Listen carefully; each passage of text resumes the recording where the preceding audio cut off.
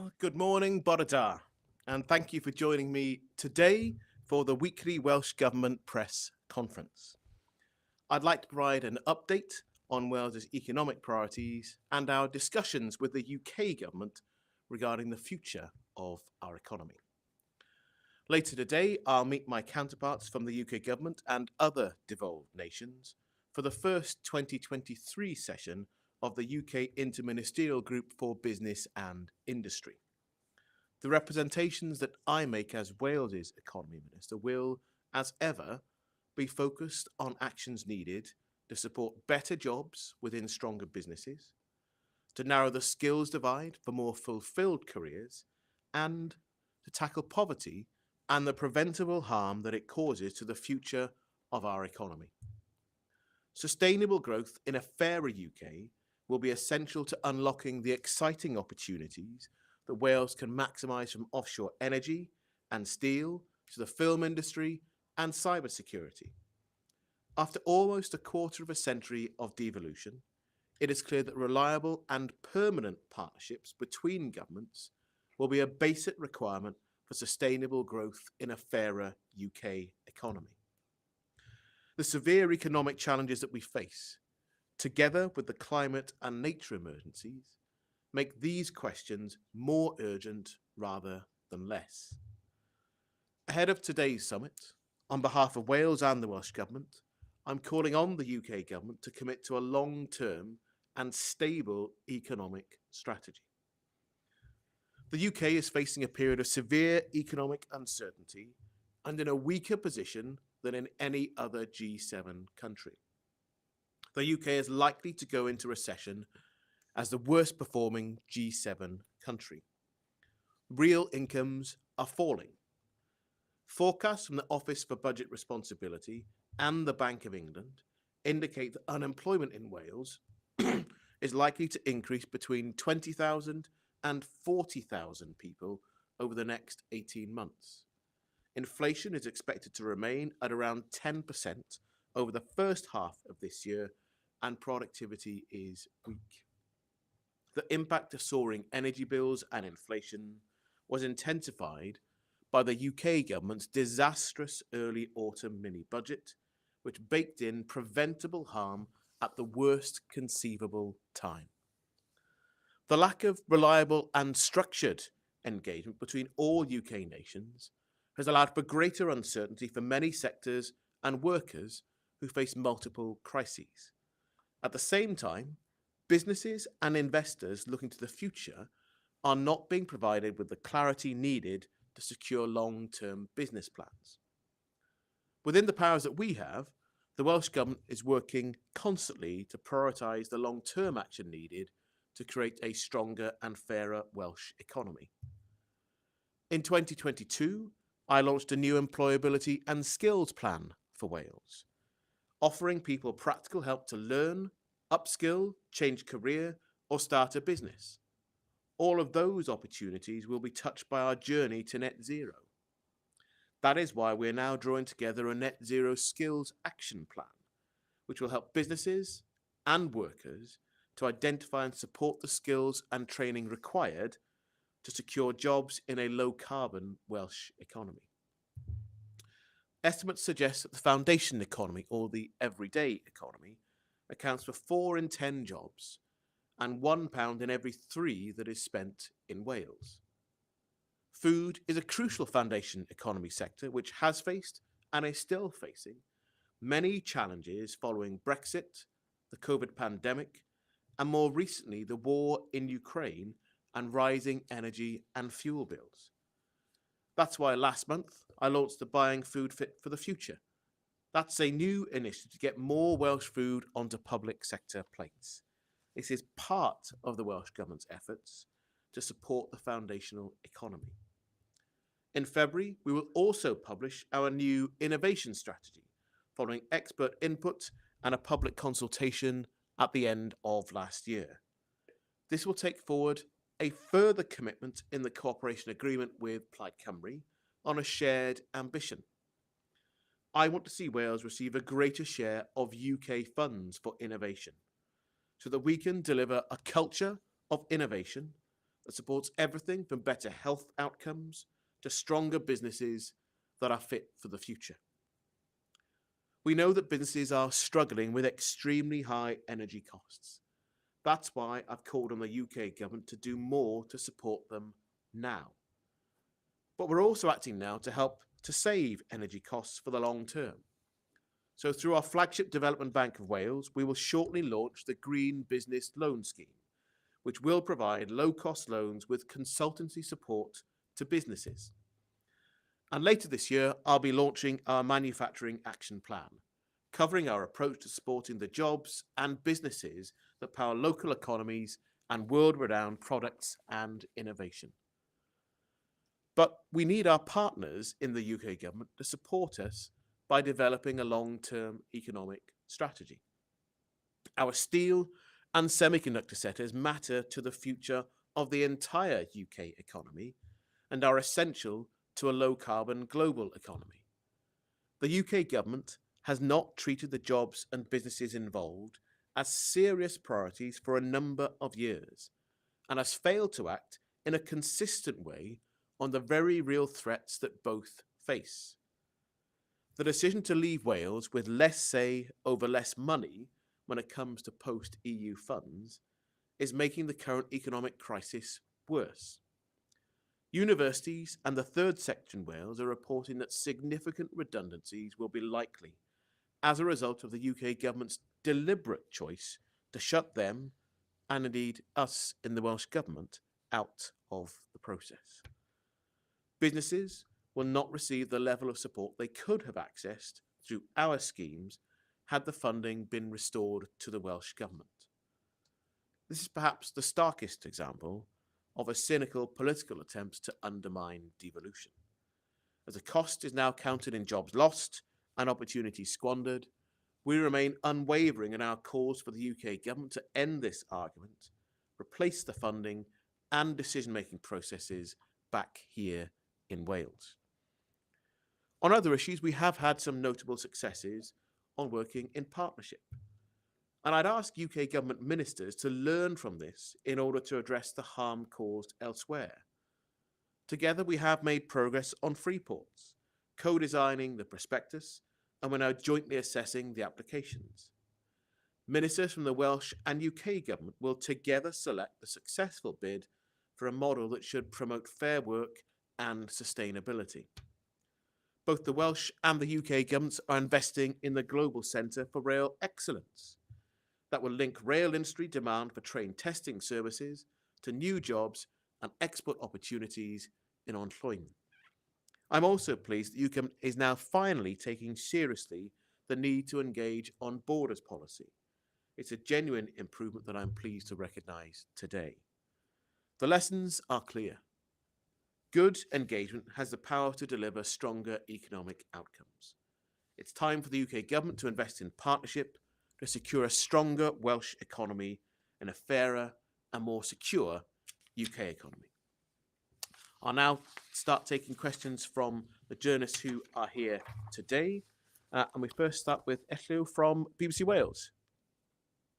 Thank you. We're going to see a number of strikes over the next few months. When are you going to start accepting responsibility for these instead of constantly blaming the UK government for them? We've got responsibility for devolved public services. We're having an honest engagement with trade union partners and indeed the public. That's why the Health Minister met with trade unions last week. We're looking forward to those trade unions considering the offer put on the table for a sum of money to help this year. And it's about a constructive engagement that respects our trade union partners and colleagues, the way we've worked in more than 20 years. The Education Minister will sit down later this week with education unions. So we are accepting our responsibility for the things that we are responsible for. But you can't have an honest debate around this without recognising that after a decade of austerity, after a decade where all our budgets have been constrained, the UK government choices around this have a very real impact on what is affordable. You'll have seen the draft budget where significant choices are being made to reduce budgets. You'll have seen that health, local government, including education, are the key priorities of the Welsh Government draft budget. That's meant reductions to my overall budget. That's the whole government priority. It shows we are taking seriously the priorities we have, but without UK government action to recognise the real-term reduction in pay as a direct result of a decade of austerity, without further investment in real terms increases for public service workers over time, then we're going to see the disappointment and the frustration that exists continue. So it's an entirely fair and honest engagement with both workers and the public from the Welsh Government. I just wish we could say the same from our UK counterparts. Can I also ask you about the Gender Recognition Act in Scotland? Firstly, do you agree with what Scotland are doing, and what do you think about the UK government's attempts to block that? Well, there are two issues. There's a first point about the rights of the trans community, and the Scottish Parliament has gone through a full scrutiny process of its bill. It's taken evidence and considered that. And you have to start by recognising that trans people have their rights as the most contested and disputed in the UK. Now, I think when you look at what the Scottish Parliament has done, you need to recognise people across the Scottish Parliament voted in favour of this bill. Now, I haven't gone through the same scrutiny and evidence gathering process, but I do recognise that a number of people in the trans community feel the process is currently too difficult to gain a gender recognition certificate. And what the Scottish Parliament haven't done is say you will or won't have a certificate. It's how you get that. And in many ways, it mirrors what happens in other European countries. And this, I think, is part of the honest policy challenge, is that if what the Scottish Parliament has done is so difficult, then why does the UK government recognise gender recognition certificates at the same age from a number of other European countries? There's 8 or 9 different European countries that they recognise, but they're not prepared to recognise what the Scottish Parliament has done on a genuinely cross-party basis. The First Minister being clear that we don't have the powers, but we would like the powers, and we would consider how to legislate if we had them. Now, I actually think that the trans community are being used as a wedge issue. This is an area where you need more understanding and kindness, and the way this has been approached is an ideal way to do neither of those things. So I understand why people are upset and why passions are high, but actually this is really something that anyone who believes in de-evolution should be genuinely concerned about. The UK government have a way to engage with other governments and other parliaments that does not mean that you have this cliff edge choice about the full scrutiny of a bill, and then at the very end, rather than going to the Supreme Court, they make an alternative order. And that's why our proposals for reforming the union are real and serious. For people like me who believe in the future of the union, we need a union that works, where you don't have an approach where the UK government is the sole and only arbiter, and there isn't a recognised process to resolve disputes in a way that we have set out. And I'm pleased that the UK Labour Party is taking this seriously with the work that Gordon Brown is doing, where I do think we've got an opportunity to both reform the union and save it for the future. Thank you for the questions. I've now got Dan Bevan from LBC, who is in the room with us today. Dan. Thank you, Minister. Good morning. If I could turn back to the issue of strikes, the UK government's proposals for new legislation, of course, cleared the first hurdle. I wonder, are you concerned about the potential impact on workers' rights? And what do you make of the argument that there needs to be a balance between workers' rights to strike and people's right to go about living their everyday lives? Well, the right to withdraw your labour is a fundamental right of all of us. And it's an outrageous attack on that fundamental human right. And the arguments made by the government are a wonderful example of plain and straightforward dishonesty. The new legislation will not resolve the problems that we currently have. You have to do that by negotiation and engagement. And there isn't a direct comparison with the European countries that are being cited. Actually, most of those countries have more strike days with the legislation in place, and they don't use it. When you look at what's being done as well, this isn't a point about life and limb services, because actually our transport and education sectors are included in the proposed legislation. It's a deliberate attempt to do more of division, how you divide people and how you distract people from the very real challenges that we face. I said earlier in my opening remarks that we're in the weakest position of G7 economies. We're likely to have a more difficult recession than our counterparts. And yet, actually, rather than address that, the challenges that we face as an economy, what that will mean for each and every one of us that lie at the heart of so many of our issues in the UK, there's a deliberate and willful attempt to talk about anything that is different and difficult, to divide and to have an argument that won't resolve the challenges that we face. So the Welsh Government is very clear that we don't believe that the legislation is necessary. We don't support it. We would not do it here in Wales. We will look at what comes through the UK Parliament and consider what we can do to protect devolved public services where we have responsibilities. But actually what we need is an approach from the UK government that is about addressing challenges rather than making them worse. And if I could turn the attention briefly to Cardiff Airport, it's worth just less than a third of what the Welsh Government paid for it. Another airline has pulled out now, Wizz Air, and it's clear that it's struggling to attract both airlines and passengers since the pandemic. Is it not time to admit that it's a failed venture, that you need to sell up and move on from it now? No, look, the challenge for Cardiff Airport and indeed regional airports around the UK is really difficult. You know, we saw Doncaster Airport close not that long ago as well, and it's about whether there is an approach for the importance of regional airports around the UK and whether we really think it would be a good thing for Wales not to have an international airport. And so post the pandemic, the whole aviation sector is still facing very real challenges. And you're seeing that actually lots of regional airports are still struggling to get more people to return, people's willingness and ability to travel. And actually, in a cost of living crisis, no surprise, the passenger numbers are not increasing as we would have wanted them to. It's obviously disappointing that Wizz Air haven't come back, but we remain committed to a sustainable future for the airport. Myself and the First Minister both had conversations with Qatar Airways about their return to the airport. So we are looking at what we can do to provide a future for the airport itself and recognising its broader importance to the Welsh economy. Thank you, Dan. I've now got Will Hardy from ITV Wales. Thanks very much. Ukrainian refugees who moved to Wales are now, in some cases, facing the prospect of becoming homeless. What are you, as the Welsh Government, trying to do to prevent this from happening? Well, Julie James, the Minister for Climate Change, retains responsibility for housing and homelessness services. And it's a regular and direct passion of hers and indeed our colleagues and partners in local authorities.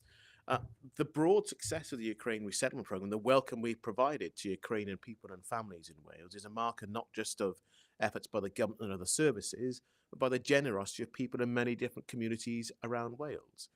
Now, as people move in and they develop different relationships during the time that they're here with us in Wales and having a home here and a welcome here with us in Wales, there will be changes to some of those circumstances. It's why homelessness services remain a priority within the government, and it's why we continue to work with our partners in the third sector and indeed in local government to try to have a sustained approach to try to make sure that people don't become homeless. There's a significant cost to pay when people do become homeless, both in terms of the finance of it, as well as what it does to people's longer term prospects. But I'm sure if you want more detail on this, then Julie James will be more than happy to respond to any questions you've got or any particular examples.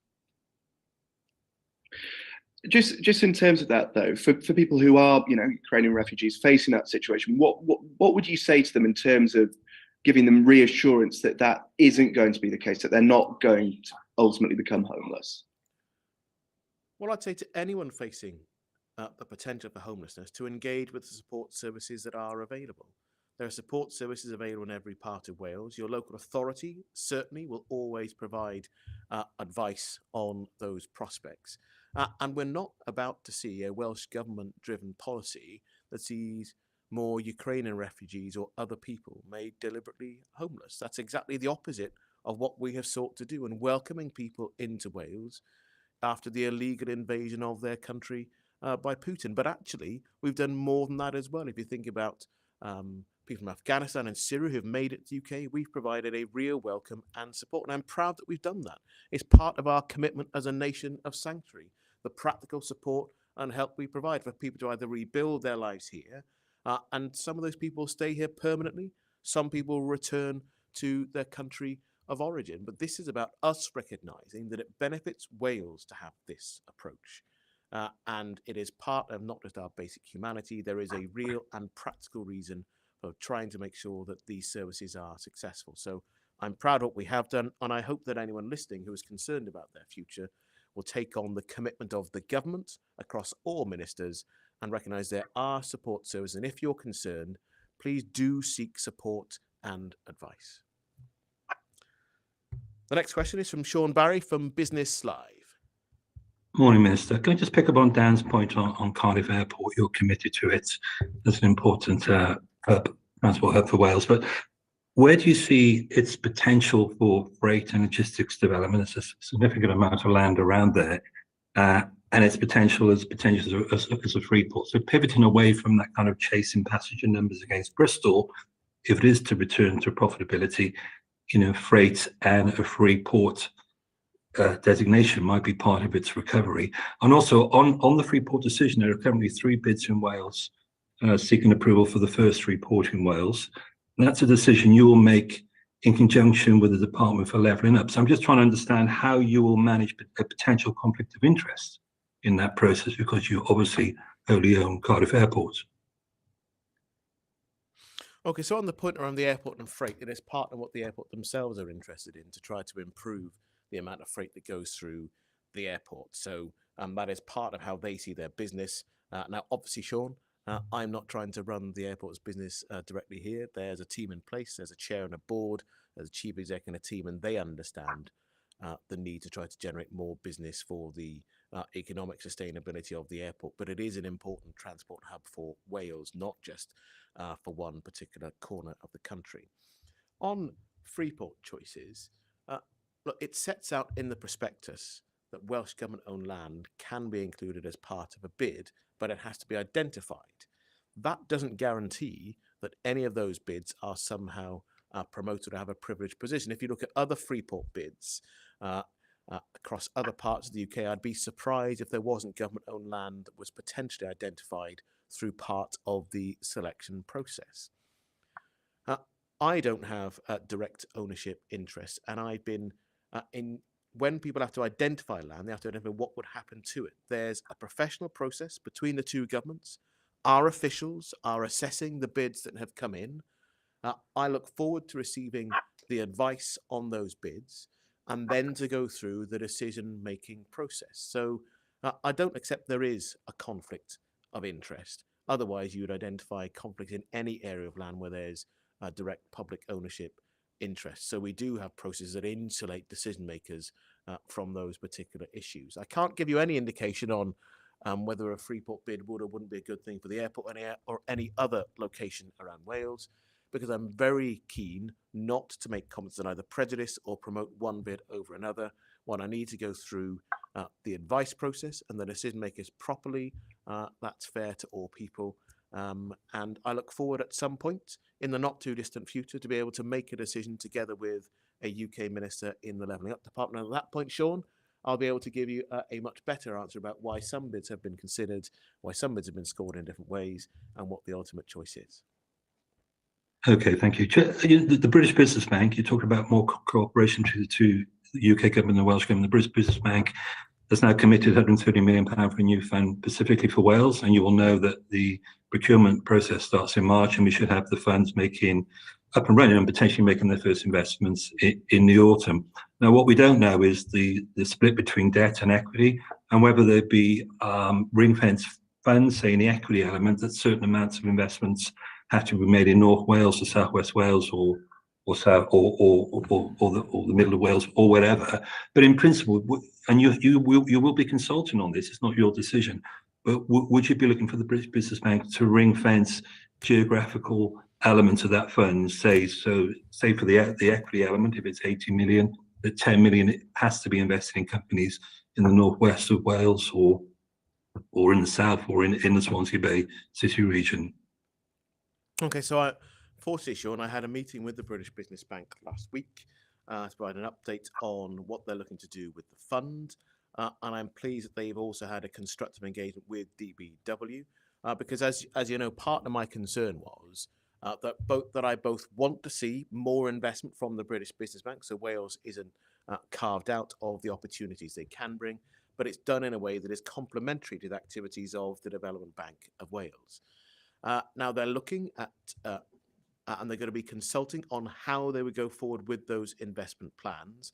And when that consultation comes out, I think you'll find the answer to some of your questions around a regional profile for investment, how that would be managed, and we'll then have further conversations on some more detail following their outline conversations. But I do think you'll see that there'll be an honest attempt to make sure that the British Business Bank investment is something where there is access to all parts of Wales, and it's not simply something we'll get put into one of the regions over others. So I look forward to that, and I too look forward to not just more conversations, but further announcements in the spring, and then hopefully seeing the investments taking place to help grow the economy here in Wales through the autumn and beyond. Thanks for your question, Sean. I've now got Claire Broad, who is in the room. Claire Bode, sorry. I think I've misread my type in front of me. Apologies. Thank you. So going back to Scotland, yesterday it was revealed that the UK government will be blocking the gender recognition bill. Does this not totally undermine the point of devolution if the UK government can say, actually, we don't like what you're doing with your power, therefore we're going to stop it? Well, I think it's a big problem for devolution. And I think that the way they've gone about it does not help to provide the security and the stability that we need for the future of the union. That's why we've gone through a process of putting forward reform proposals in reforming our union, so that there is a proper way for government to speak with and resolve disputes with each other. And it's why I think a proper settlement on this is important for the future of the union. Using a wedge issue to do this may provide headlines that the UK might like for a period of time, but it will provide greater problems for the future, and they really should take a step back. If the UK government believe in the future of the union, they need to recognise that what they're doing now is not helpful to securing the union for future. And focusing more on Liberty Steel now. Last week it was announced they'll be closing several of their plants, including the one in Newport. Now, chair of the cross-parliamentary group on steel, Stephen Kinnock, said that following this closure, he is also concerned now about Port Talbot Steel, Tata Steel in Port Talbot, sorry. What is the Welsh Government doing to prevent any sort of closure of Port Talbot following the closure of Liberty Steel? Well, it's not clear exactly what the proposals at Liberty Steel are. I spoke directly with Community, one of the main trade unions in the steel sector, and the announcement talked about pausing activities. It didn't talk about a permanent closure. So we need to understand more about what the proposals actually are around Liberty Steel, but also about what that does mean for the future, because there is a real future for the steel sector. If you think about the significant opportunity we have in floating offshore wind, for example, but others too, we'll need to have steel to be able to develop and deliver that massive regeneration in renewable power, but also the economic opportunities to come with it. The alternative is that we import that steel. And if that steel is imported, lots of the economic value comes somewhere else. We then can't be clear around the embedded carbon within the steel that's produced. So actually, it's really important to us on a number of fronts. So it's part of the reason why we think the UK should see the steel sector as part of the sovereign capability for the UK. And if you believe that's true, and it should be the case, then actually we do need to think about different steel production in different parts of the UK. Because of not just Liberty, but Celsa and Tata as producers of steel here in Wales, we're a really significant part of that UK-wide sector. So I don't think there should be concerns that somehow Tata will not have a future. The challenge is, what sort of future will it have? And will we now see a serious investment and support proposal from the UK government for the steel sector? We've been calling for a long time for action on the energy prices that the steel sector pays here in the UK. There are significantly higher energy costs than counterparts in competitor European economies. A longer-term deal on support for that would make a real difference to investor confidence and the ability to then see the sector transition.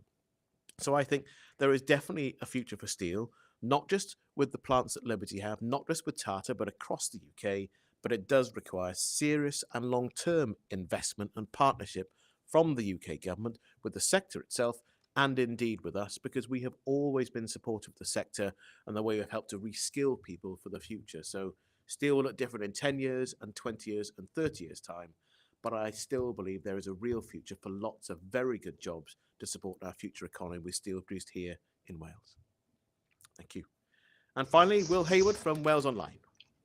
Thank you, Minister. You've just announced a lot of strategies, but we've had a lot of strategies in Wales before, and it's important to reflect and learn lessons.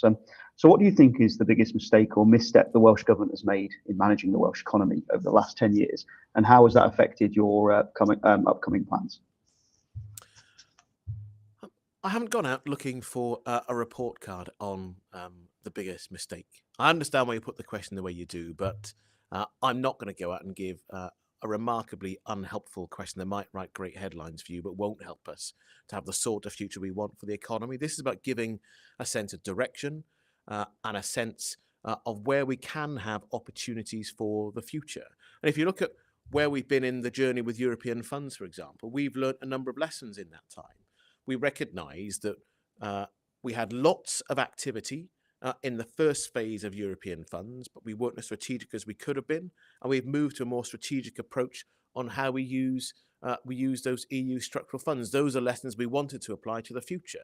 We've now got an entirely different approach. The challenge there is the way that those funds are not just been reduced, but the way they're being applied by the UK government, we think will be less effective. So we have learned lessons in that sense, but there's a broader point about having a plan for the future, is what I was talking about today.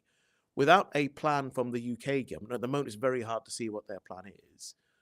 We won't actually have the ability to make investments and choices both here, in our own government here in Wales, but businesses themselves want a sense of direction as well. So when I talk about our approach on employability and skills, that's one of the levers we have, and it's a level of confidence and certainty that we know that partners here are looking for. The innovation strategy will add a further block for how we build the future of the Welsh economy as well. The points I make about the sectors where we've got real opportunities for growth in Wales, that's what we're looking to do in learning lessons and being positive about the lessons we have learned and what that could and should mean for a fairer, stronger and greener Welsh economy.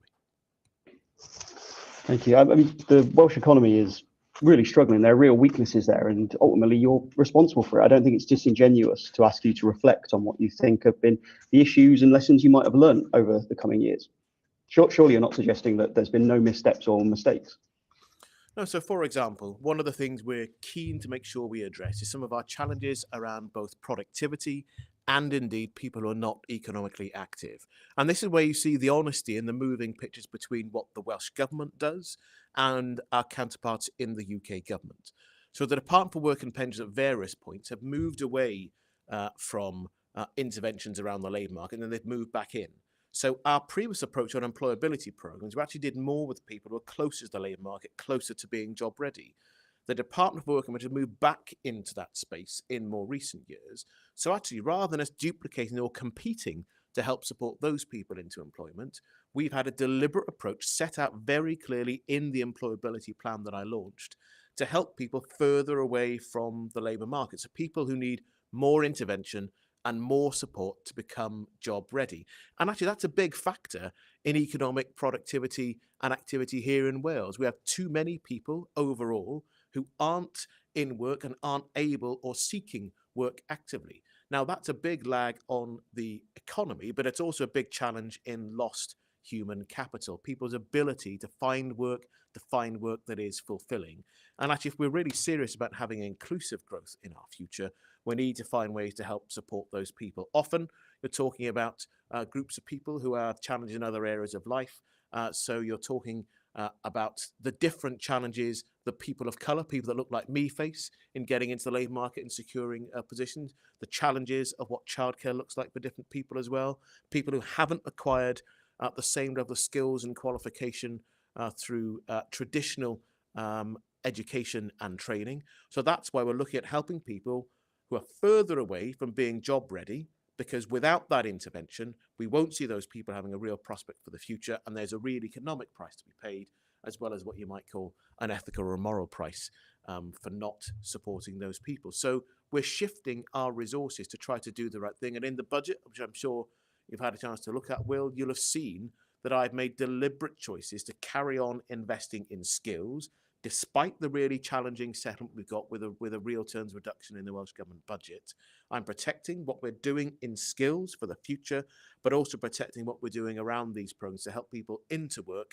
as well as the difficult reality, and you've seen this in today's figures, that we expect more people will start to lose jobs over the next year. So that protection and support for programs to help people back into work is really important, but it does rely on us understanding what the UK government are doing too. So there's honesty in what we're doing, and we're looking to try to make sure that our actions really do fulfil what we want to see for Wales: a fairer, greener, stronger economy, interventions around skills, supporting more people to have genuinely fulfilling careers.